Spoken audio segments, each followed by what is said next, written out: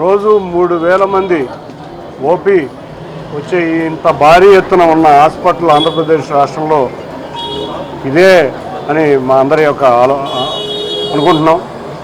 ఇంత ఓపీ ఉన్న సమయంలో ఇక్కడ వసతులు పెంచాలి, ఏ విధంగా వసతులు పెంచాలి, అంతేకాకుండా కొత్త మెడికల్ ఎక్విప్మెంట్ కూడా కావాలి.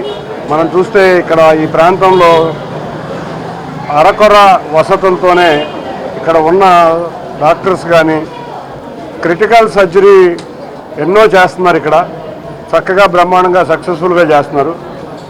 ఆ ఉన్న వసతుల్లో ముఖ్యంగా కొత్త భవనం నిర్మాణం కొంచెం జరుగుతుంది, దాన్ని స్పీడప్ చేయాలి.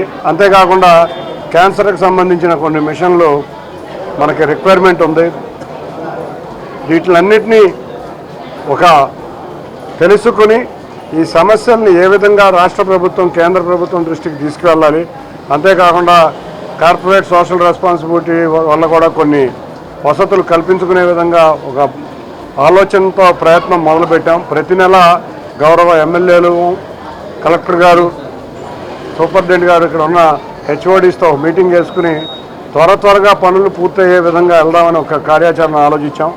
తప్పకుండా ఈ జీజీహెచ్ అభివృద్ధిలో, అంతేకాకుండా వచ్చిన పేషెంట్లందరికీ వసతులు కల్పించడంలో, సౌకర్యాలు కల్పించడంలో కృషి చేసే విధంగా మేమందరం కలిసికట్టుగా ప్రయత్నిస్తాం.